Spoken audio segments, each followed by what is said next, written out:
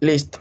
Entonces, se van a producir a nivel de hipófisis estas dos hormonas, ¿verdad? Y luego pues va a haber un retrocontrol negativo, dependiendo de la hormona para aumentarla o disminuirla. Vimos que en la parte, la mayor parte, donde va a haber un pico de hormona con aumento de estrógenos, va a ir aumentando los estrógenos cuando llegue la fase lútea, ¿verdad? Que es donde va a ir produciendo, donde vas a ver la salida del ovocito. Ahí va a empezar a aumentar la progesterona, ¿verdad? Y pues se genera el cuerpo lúteo o el cuerpo albicans que habíamos visto la semana pasada. Si ocurre un embarazo, pues entonces la progesterona va a seguir y seguir y seguir, porque recordemos que cuando hay una disminución de esta hormona, luego viene la parte menstrual, ¿verdad? El sangrado como tal, por la disminución de hormona. Y más o menos el sangrado disminuye cuando empieza a aumentar otra vez los estrógenos por el pico de la FSH y la LH. Hemos visto la hormona gonadotropina coriónica, que el pico máximo va a ser en la semana 7 y 12, y luego tiene que disminuir. Vean que llega siempre a valores altos, ¿verdad? No es de que disminuya a cero, ¿verdad? Sino que se mantiene. Y recordemos que va a haber una subunidad alfa y una subunidad beta, donde la alfa es exactamente parecida a las subunidades de la LH y de la FSH, pero la subunidad beta es totalmente diferente y esta es la que se cuantifica. Y habíamos llegado a, bueno, aquí está el eje hipotálamo-hipófisis, ¿verdad? Donde hay un aumento hormonal y que ante aumentos se obtiene un control negativo para disminución de las hormonas. Entonces así es como se hace el control de las hormonas femeninas. Con respecto al aparato reproductor masculino, bueno, aquí tenemos un corte transversal de lo que es el testículo, ¿verdad? Con lo que es el epididymo. Acá es donde se van a producir los espermatozoides. Cuando llevemos la clase de espermatogénesis y para los espermogramas y demás, vamos a repasar un poquitito más esto. Y cuáles son las patologías específicas a nivel de testículo que nos van a importar para la generación de los espermatozoides. Vamos acá, bueno, esto es igual, sigue siendo un testículo y estos son túbulos seminíferos. Los túbulos seminíferos es donde se van a producir los espermatozoides. Vemos acá diferentes células, ¿verdad? Estas células son, como decirlo así, espermatozoides inmaduros. Son células totalmente inmaduras, como células madre, por decirlo así, de donde se van a empezar a generar los espermatozoides. Las células son más grandotas, todas estas son inmaduras, son grandes. En cambio, las pequeñitas, que son como estos puntitos negros, son los espermatozoides, que ya se van a ir diferenciando a espermatozoides maduros. Estas células, que son las células de Leydig, ¿verdad? Son importantes porque van a producir ciertas hormonas, componentes que sirven para la maduración de los espermatozoides. A nivel hormonal, igual de la hipófisis, el eje hipotálamo-hipófisis, se producen la LH y la FSH que van a actuar directamente en dos células diferentes. La FSH va a actuar sobre las células de Sertoli y la LH va a actuar sobre las células de Leydig. Y es importante porque las células de Leydig son las que van a generar o a producir testosterona para que haya un aumento en la maduración de los espermatozoides y que ocurra lo que es la espermatogénesis. ¿Okay? Las células de Sertoli van a tener un efecto de la FSH de una hormona que se llama inhibina, que va a ser más que todo como ese control, ¿verdad? De que ya no se produzcan tantas hormonas, ¿verdad?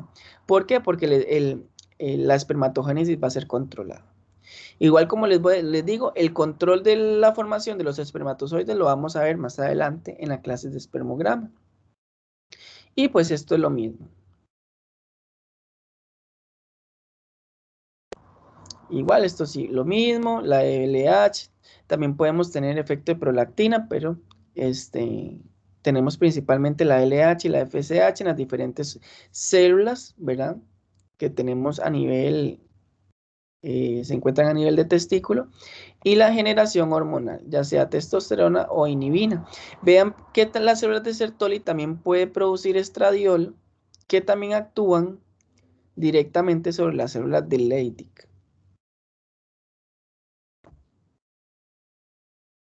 Acá podemos observar, pues, si hay un semen defectuoso, ¿verdad? Un conteo disminuido de espermatozoides, lo primero que se debería hacer era medir la testosterona y dependiendo si está disminuida, pues vamos a ir realizando diferentes hormonas, ¿verdad? Para poder llegar a un diagnóstico más efectivo.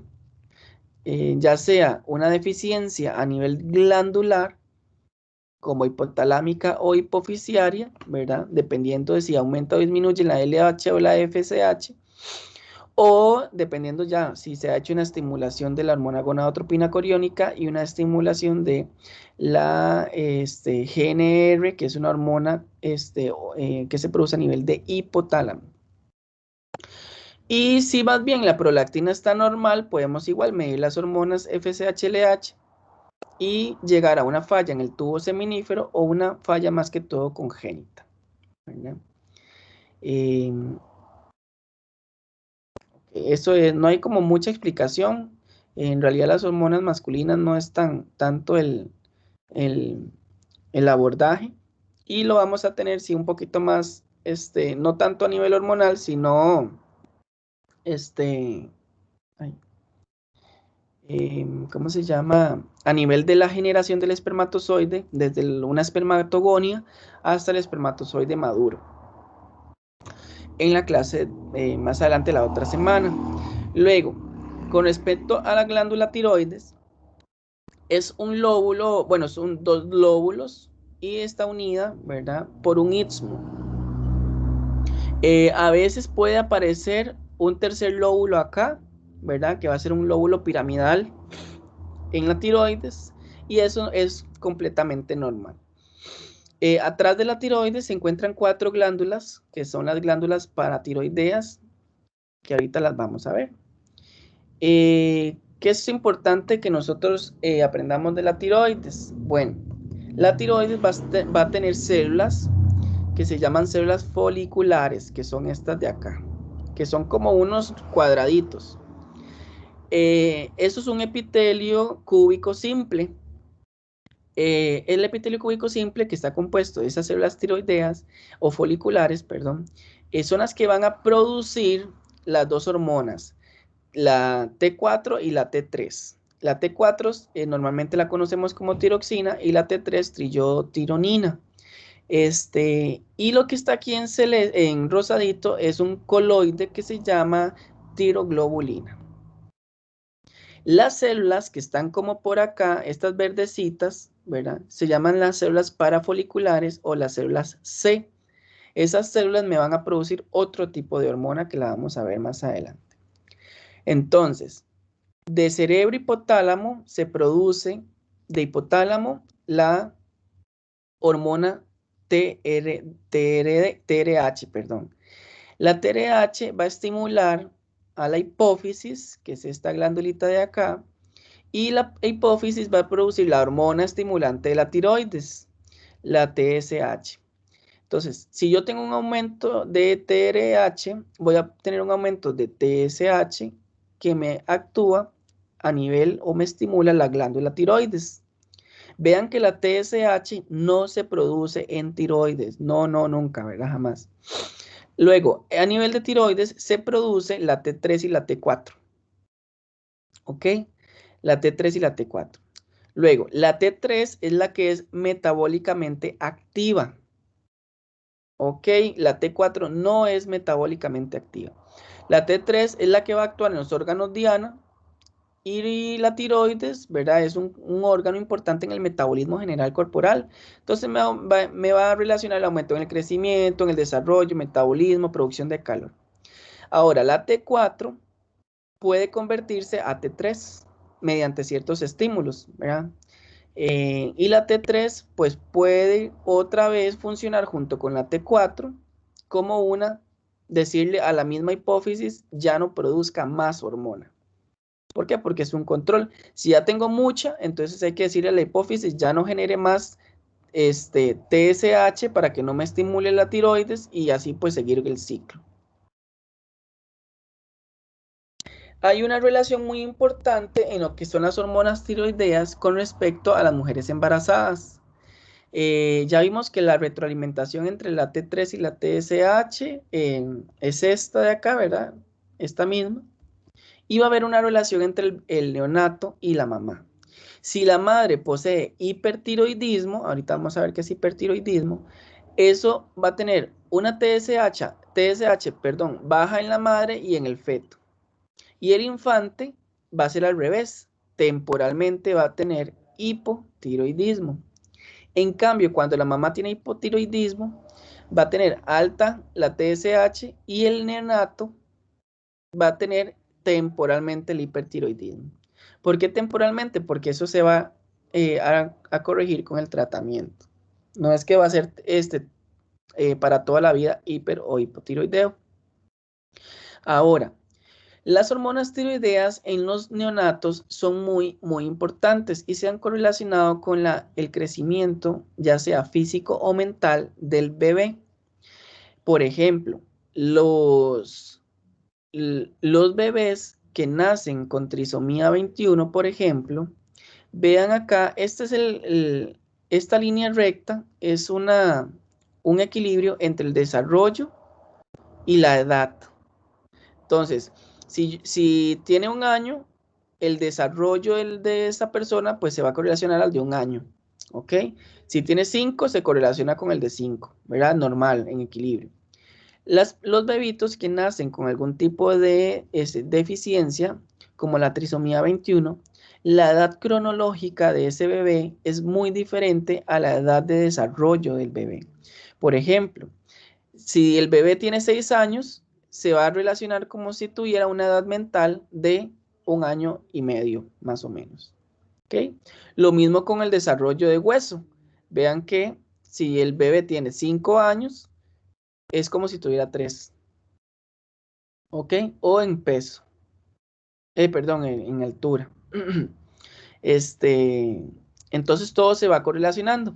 ¿Y a qué se debe eso? A que la trisomía 21 pues va a tener una alteración de las hormonas tiroideas que van a estar normalmente disminuidas. Entonces, para que sepan que hay una relación con, por ejemplo, los bebitos que tienen trisomía 21 y ustedes van a ver que a veces van a llegar al laboratorio, ustedes les van a sacar sangre al bebé y posee trisomía 21 y pues van a estar alteradas y es por eso mismo, ¿verdad? No hay un correcto metabolismo en el neonato, en el bebé o en el niño. Ahora, cuando tenemos las hormonas tiroideas disminuidas, ¿verdad? La T3 y la T4, lo que vamos a tener es un hipotiroidismo. La tasa metabólica basal va a estar disminuida, lo que es la glucogénesis, el metabolismo de los carbohidratos como tal, sí. Me quedé perdida, es que no entendí algo, digamos, cuando la mamá tiene hipertiroidismo, al bebé va a tener hipotiroidismo cuando está, digamos, todavía en el vientre de la mamá, digamos. Sí, correcto. No, o sea, ¿qué consecuencias le trae a ese bebé? Porque dice que es temporal, que luego ya el bebé puede nacer y ya se regula solito, o no sé cómo, pero o sea, ¿qué consecuencias le puede traer en ese momento? Claro, bueno, inclusive pueden hacer con el hipotiroidismo y después se elimina. Eso es porque hay un efecto de la hormona directamente de la mamá sobre el neonato a nivel, ¿verdad?, interno. Por eso es que se da esa diferencia. Ya cuando él nace, ya no hay ese efecto hormonal de la mamá, entonces, por eso es que se va regulando. Ahora, los efectos que tienen son los mismos. Puede tener una tasa metabólica disminuida en el caso que la mamá sea hipertiroidea, ¿verdad? Entonces, el metabolismo del bebé va a estar disminuido, va a estar como fatigado, lento, ¿verdad? La temperatura corporal puede estar disminuida un poquito. se le afecta el perfil lipídico. ¿Por qué? Porque más bien no hay tanta lipogénesis y el colesterol más bien aumenta, ¿verdad? Porque no la gasta, el cuerpo no está activo, no está metabólicamente activo. Entonces, el azúcar se le tiende normalmente los tienen valores normales, pero es porque hay una regulación, ¿verdad? No se produce tantísimo, entonces principalmente es la de la dieta. Que esos son como los que me importan más, pero son como lo mismo, ¿verdad? Las mismas patologías que se le puede ocurrir al bebé. Como ya la hormona de la mamá no está directamente relacionada, ¿verdad? Porque por placenta ya no hay efecto continuo, era lo que me refería, un efecto continuo directo en el bebito. Y lo que es hipertiroidismo, más bien las hormonas están aumentadas, la T3 y la T4, y es todo lo contrario. Disminución en el colesterol, aumento de la lipogénesis, lipólisis. ¿Por qué? Porque la tasa metabólica está aumentada, el cuerpo está activo. También vamos a tener valores normales de glucosa, ¿sí? Sí, gracias, profe. Con mucho gusto.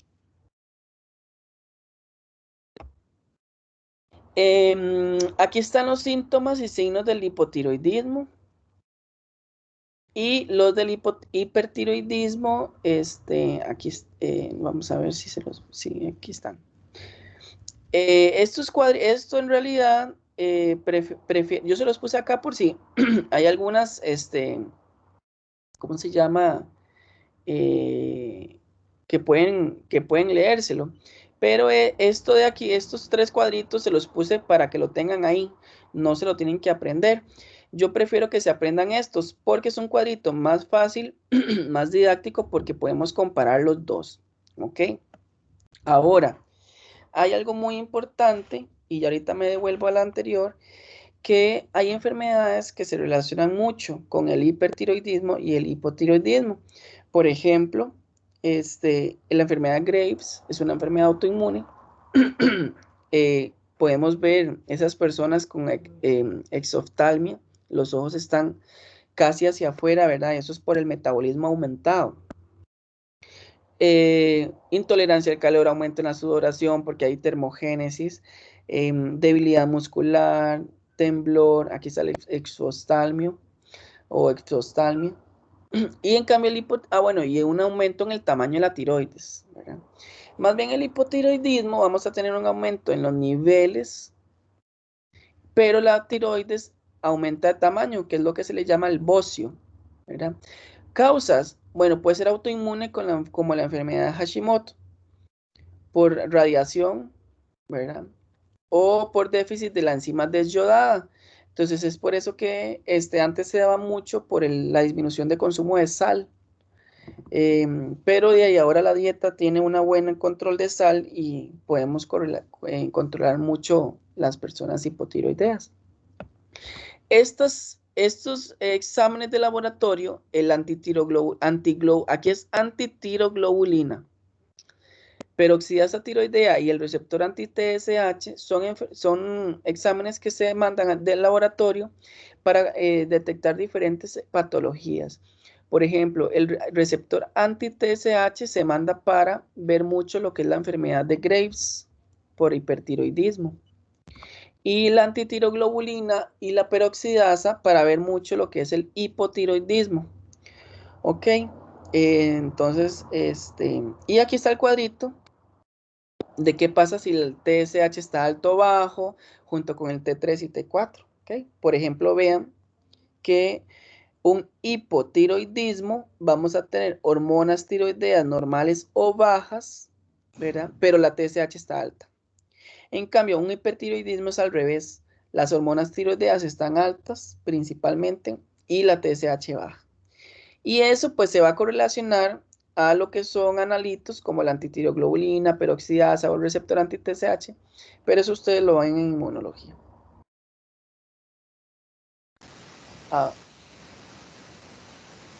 Ahora, con respecto a la paratiroides, ¿verdad? Vimos que eran 4 hormonas que estaban del lado posterior a la glándula tiroidea. Principalmente la paratiroides lo que va a hacer es una correlación con el calcio y el fosfato corporal. Ella va a relacionarlo.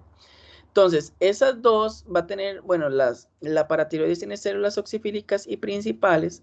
Las células principales son las que van a secretar la PTH. La PTH se llama hormona paratiroidea. ¿Ok? Entre más PTH produzca, más calcio se genera. ¿Ok?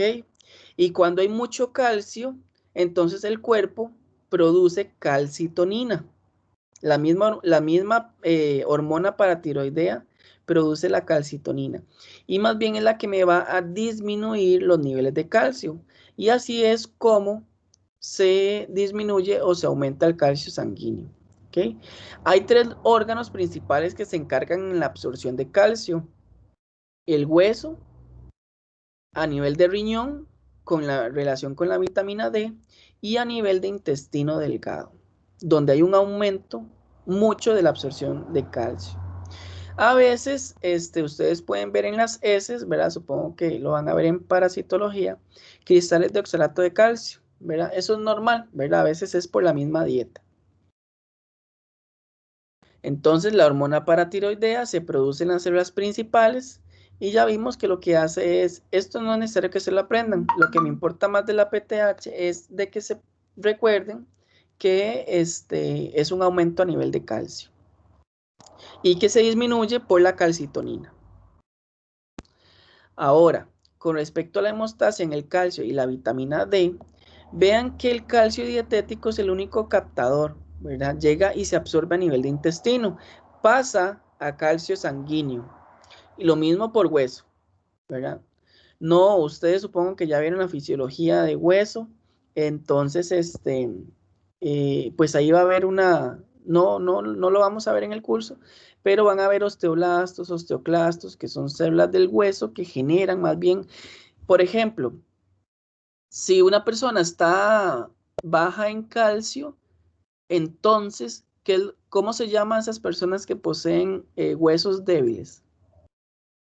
Que se les empieza como a hacer poros. La osteoporosis. Correcto, la osteoporosis.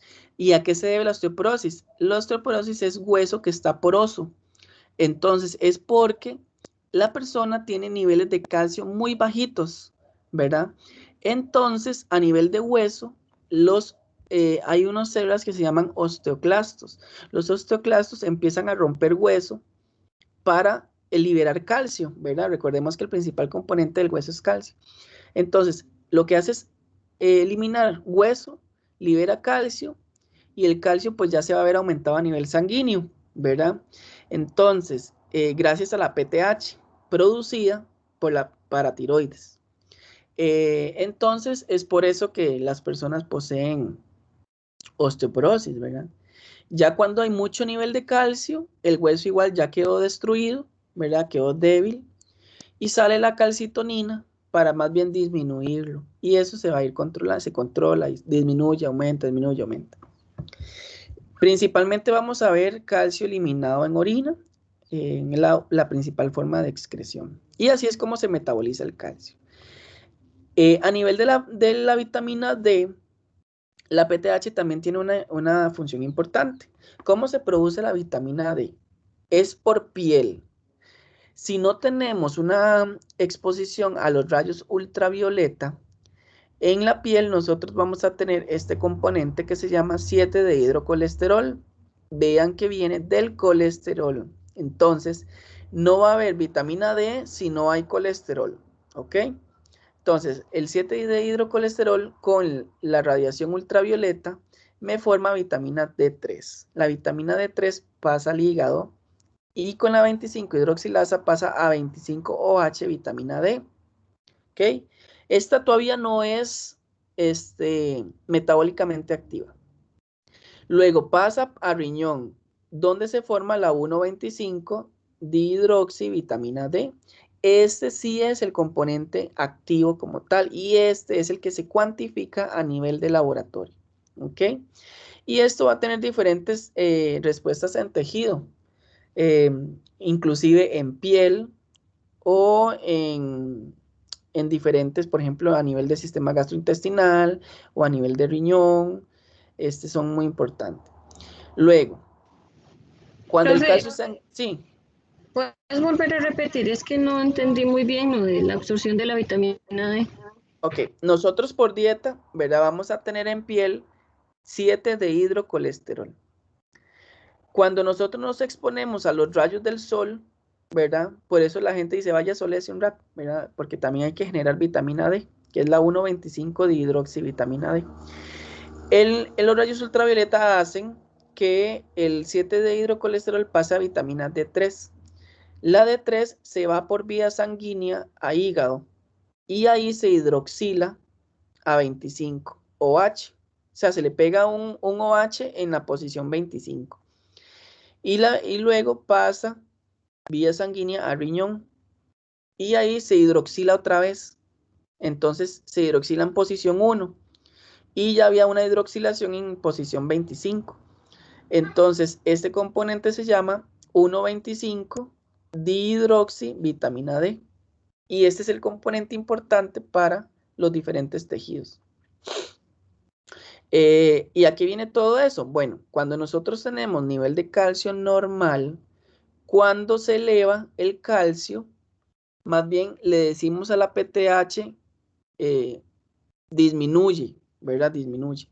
O más bien aparece la función de la calcitonina.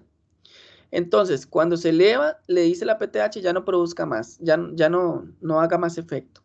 Entonces tenemos disminución en la resorción ósea. ¿Qué es la resorción ósea? Como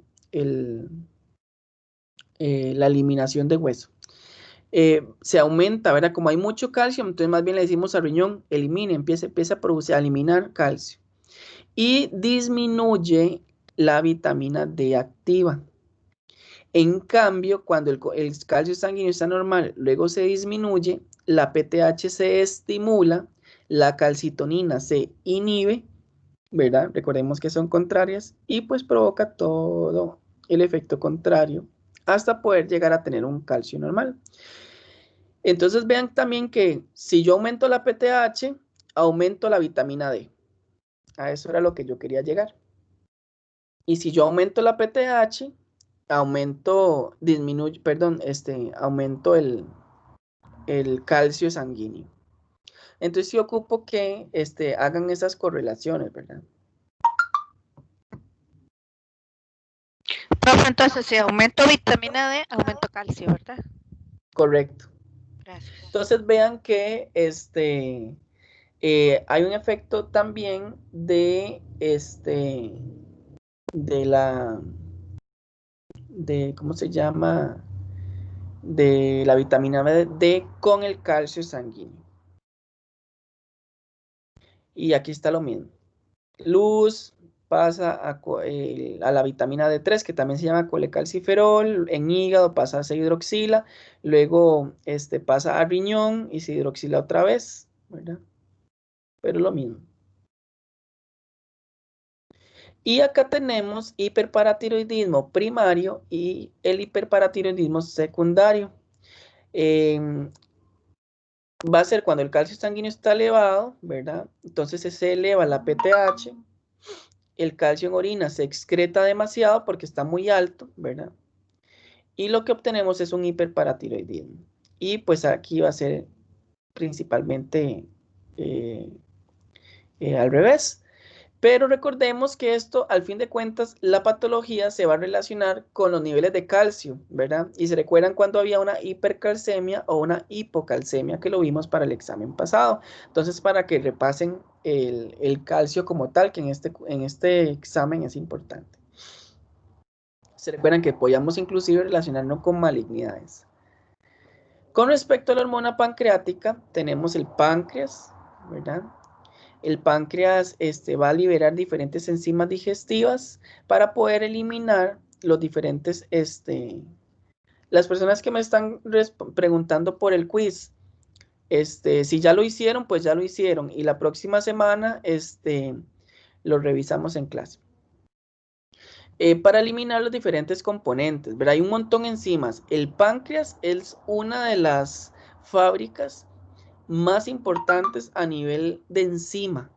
Por eso una persona, aquí se producen la mayor cantidad de enzimas que eliminan cosas y están muy controladas.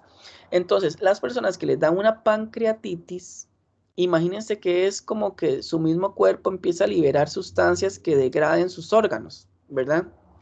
Entonces, por eso la pancreatitis es prácticamente más de un 95% de mortalidad. ¿Por qué? Porque su mismo cuerpo se está digiriendo de manera incontrolada. A nivel pancreático, ya habíamos visto la insulina, que tiene un efecto hipoglicemiante, y el glucagón en las células beta, que tiene un efecto contrario. Además, vamos a ver dos, que es la somatostatina, que lo que pasa es que cuando aumenta la somatostatina en nivel de páncreas, las células son las células delta. Aquí igual hay un cuadrito resumen.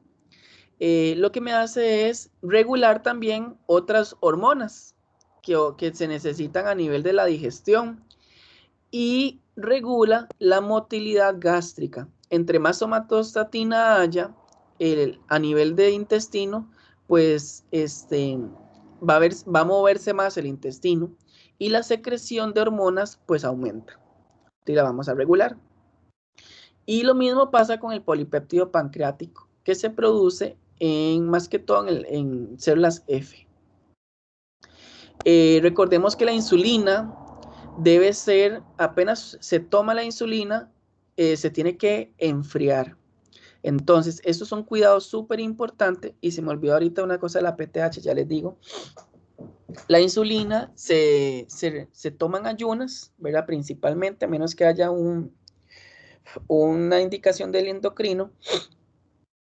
Y usted toma el tubito y lo pone normalmente en el laboratorio. Hay como un envase, por decir algo, con un ice pack o con hielo. El tubito se pone ahí.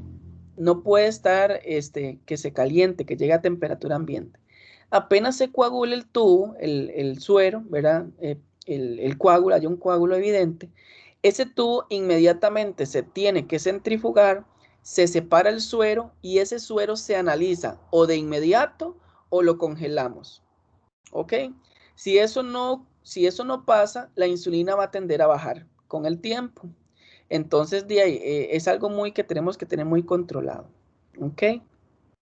Ahora, lo otro que se me olvidó decirles, la PTH, la hormona paratiroidea, se toma en ayunas en un tubo rojo, pero se recolecta a las 10 de la mañana.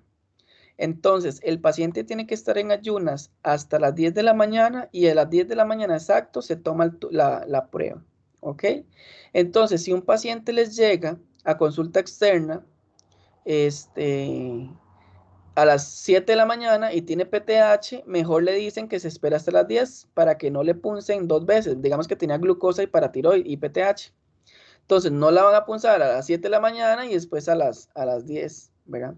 O como gusten, también pueden, si tiene un ayuno muy prolongado, entonces mejor le toman la muestra de glucosa a las 7 de la mañana y después siguen ayunas hasta las 10 de la mañana. Entonces, eso es muy importante. La PTH en otra hora no se toma. También es en frío, ¿verdad, profe? Preferiblemente que lo mantengamos en frío, correcto. No hay tanta degradación como la insulina, ¿verdad? No pasa nada, pero sí podemos mantenerla en frío. Son hormonas un poquito delicadas.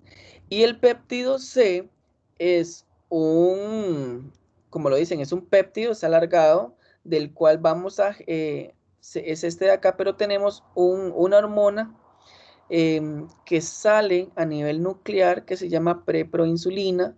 Luego se va a empezar a plegar y se forma la proinsulina. Y de la proinsulina se rompe, se hidroliza y se forma la insulina y el péptido C. Entonces, si yo tengo un equivalente de insulina, debo tener un equivalente de péptido C. Vean que es en uno, ¿verdad?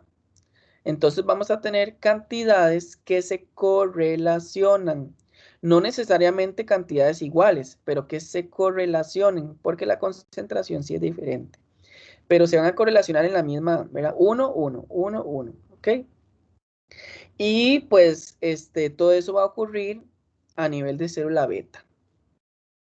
Entonces es una forma un poco más controlada de también de medir alteraciones en la glicemia, ¿verdad?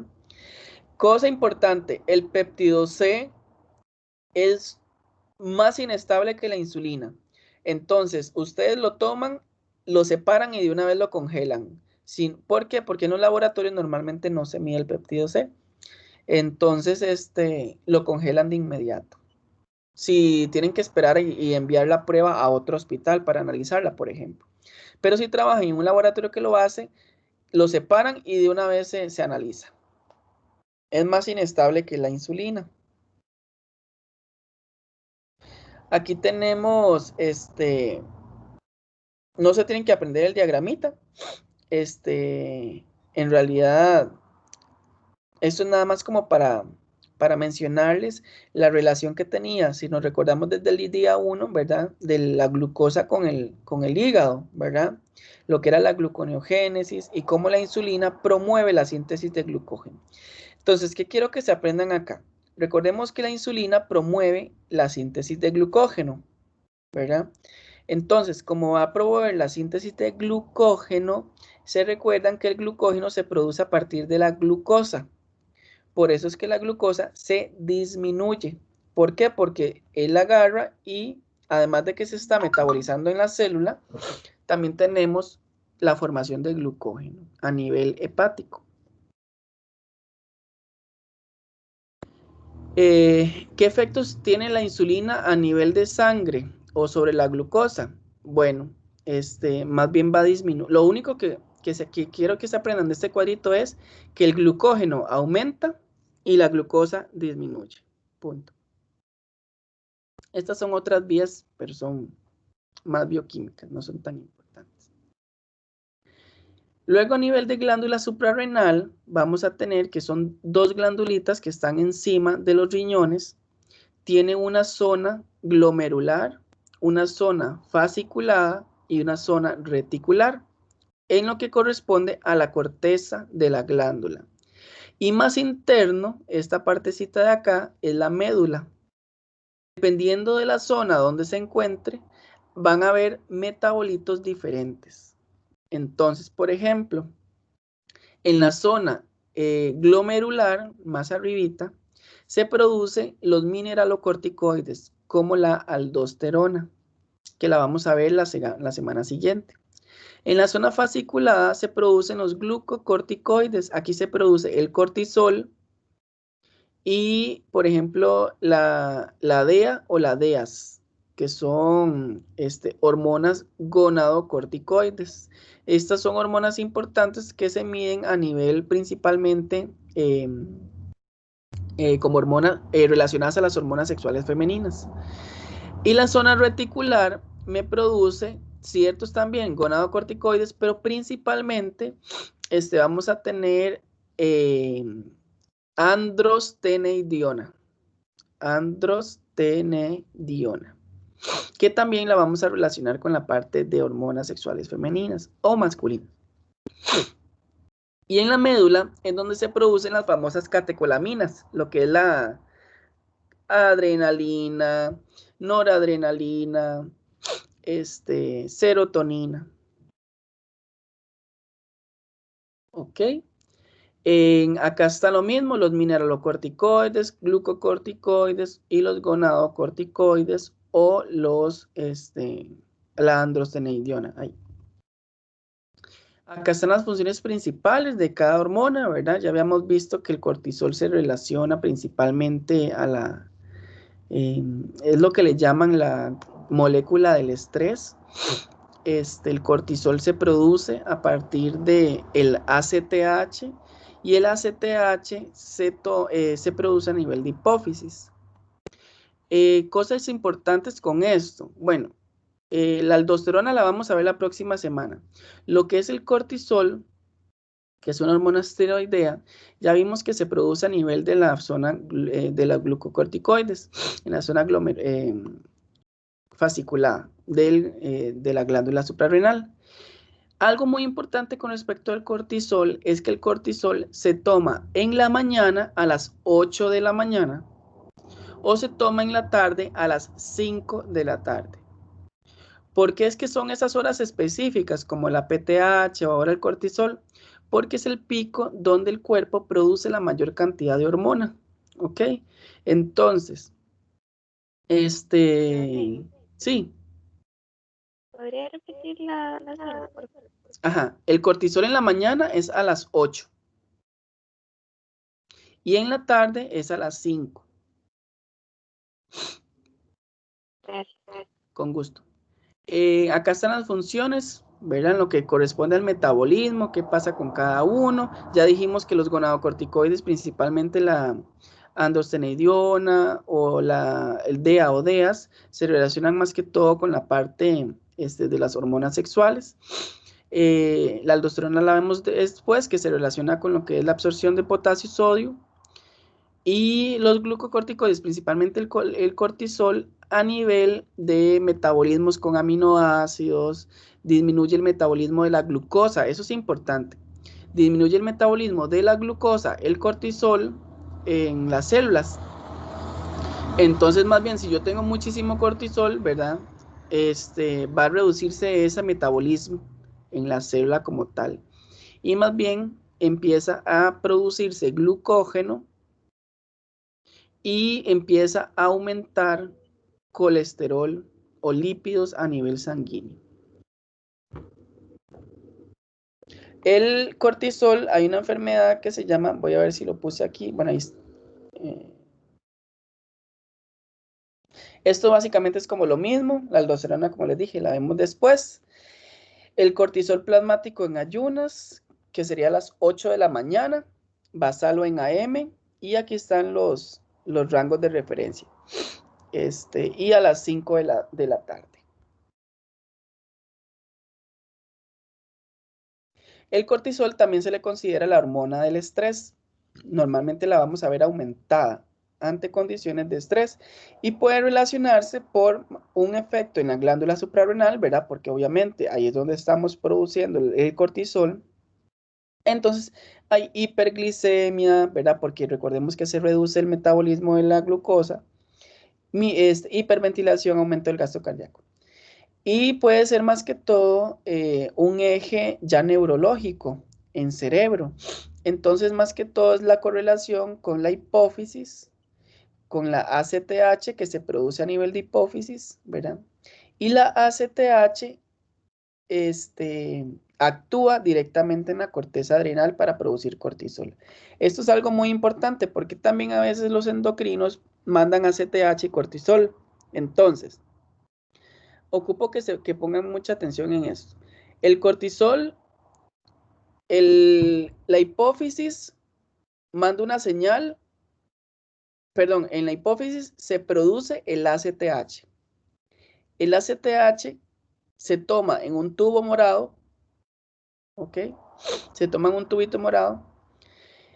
El ACTH llega a la corteza adrenal y ahí es una señal que produzca cortisol. Entonces, si yo tengo aumentada la ACTH, tengo que tener aumentado el cortisol.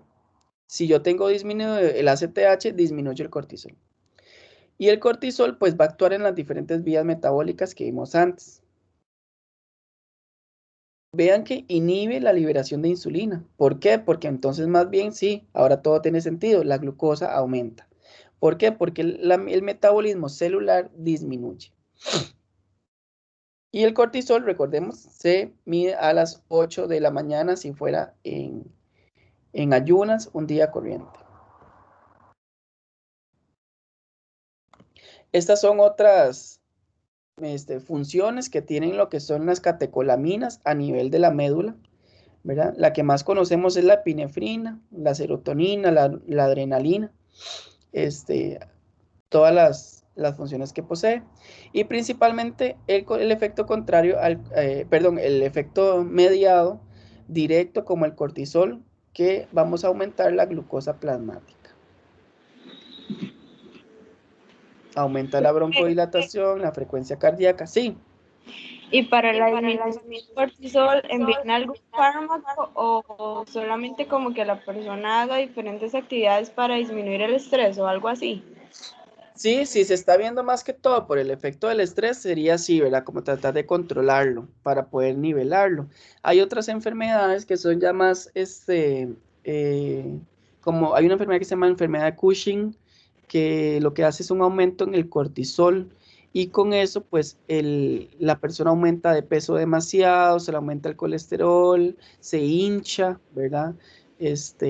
Más que todo es por eso mismo, efectos prolongados, ya sea por el estrés o un descontrol hormonal a nivel de la hipófisis, ¿verdad? Por la secreción de ACTH. Entonces, sí, es más que todo eso. Con gusto. Y los efectos de las catecolaminas. Las catecolaminas las medimos en orina. Eso es importante, se miden en orina, fuera de la luz del sol y principalmente se recolectan una orina de 24 horas. Y sigue los mismos requisitos que una orina de 24 horas, a excepción de dos cosas. Al galón se le tiene que agregar ácido clorhídrico para poder, digamos, mantener la calidad del analito, en este caso las catecolaminas, y debe estar envuelto en papel craft, el galón. O sea, no puede tener efecto directo en la luz, porque las degrada. Se recolecta en una orina 24 horas. ¿Qué es lo que se le agrega al galón, profe? Perdón. Ácido clorhídrico.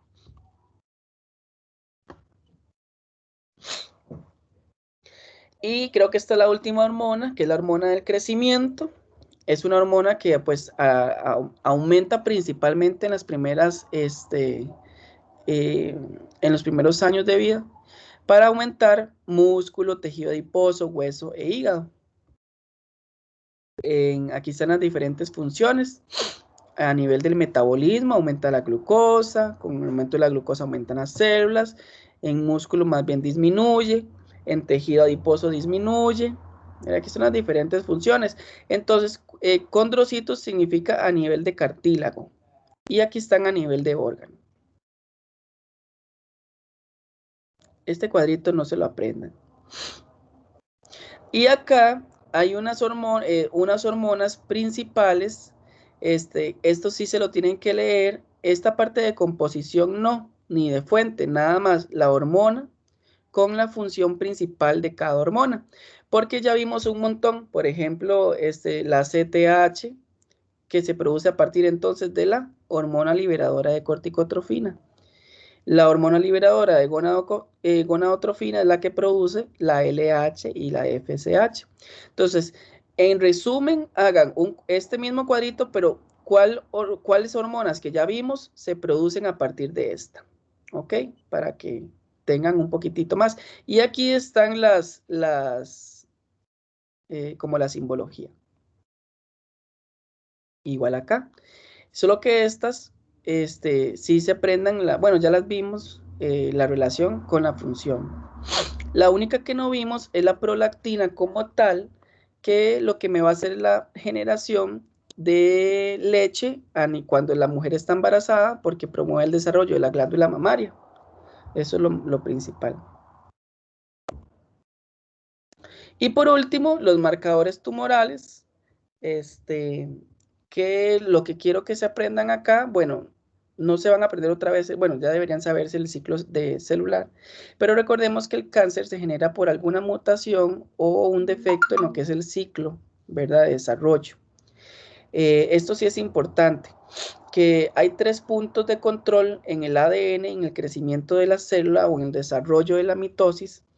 Ya uno está en la interfase, principalmente en la síntesis, que es el punto de síntesis de ADN, otro en el crecimiento del control celular en la fase G1 y la fase mitótica, que va a controlar más que todo la mitosis en la parte premitótica como tal del ciclo. Son puntos de corte que me van a ir controlando el crecimiento de las células, ¿verdad? Para no generar un tumor. Esto, sí. Es que vieras que ya tenemos abierta la clase que sigue. La otra, vamos a dejarla hasta aquí. Igual solo faltaban poquitas diapositivas, pero vamos a dejarla hasta aquí. La próxima semana, entonces, vamos a tener un quiz de lo que vimos, de todas las hormonas que hemos visto hasta ahora, de las hormonas femeninas. ¿Ok? El quiz, sí, ya, como no son imágenes, no se les va a quedar tantísimo pegado. Entonces, disculpe, sí. la mecánica de este quiz es que se me pega el internet. El quiz está ahorita ahí en Teams. ¿Usted va a mandar un archivo con las imágenes, con el número de pregunta o cómo es la mecánica? El archivo ya está subido. Entonces vienen 10 preguntas, 10 figuras. Figura 1, 2, 3 hasta la 10. Y en el quiz que se meten en Teams, viene igual, figura 1, 2 hasta la 10. Y nada más va escribiendo el resultado de acuerdo a la clave que vimos en el documento. Si usted lo que vio fue un leucocito, entonces pone leucocito. Si lo que vio es un cilindro eritrocitario, entonces pone eritrocitario. Si lo que vio es un cilindro mixto, pone mixto.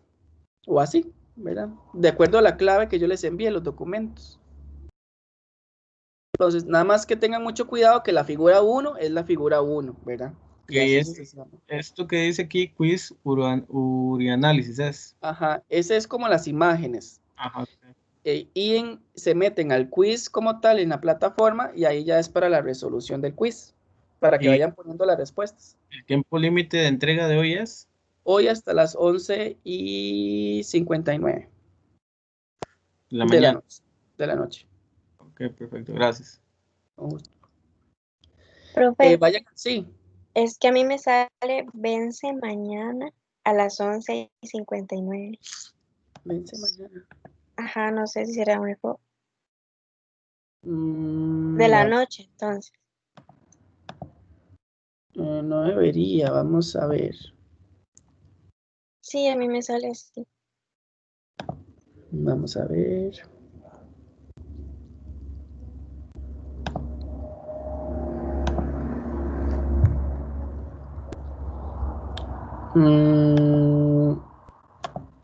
Ya. Bueno, pero hay tiempo hasta hoy, hasta las 11:30, 11:59. Ok, vamos a dejar la clase hasta acá.